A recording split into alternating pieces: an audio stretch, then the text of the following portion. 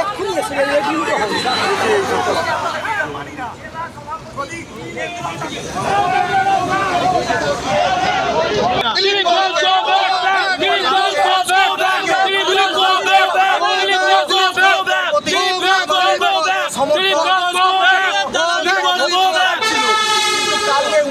ঘটনা ঘটিয়েছেন তারপর আমাদের কোন ভক্তি শ্রদ্ধা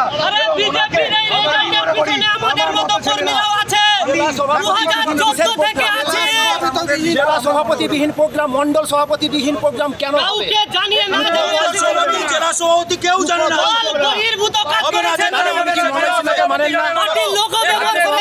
না, দলকে মানেন না।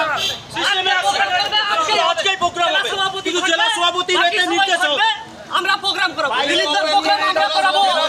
একদম এখানে ঢাকা চলবে না। চলো পার্টির সিস্টেম ওই ভালো একাই যাবে কেউ যাবে না, আর যদি কেউ গিয়ে করে দিলীপ তো যাবে খাবে।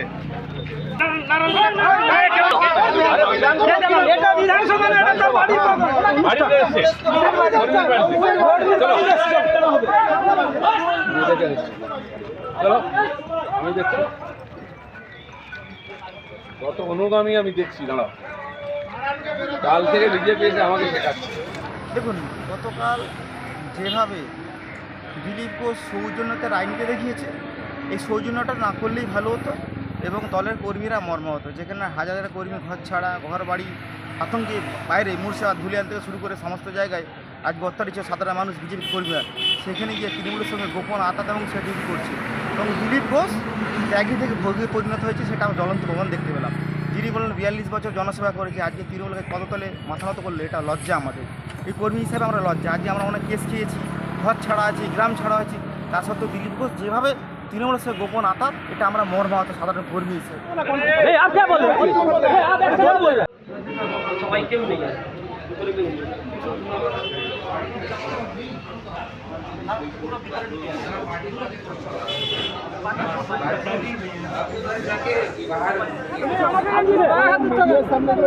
মনে করে নিন একটু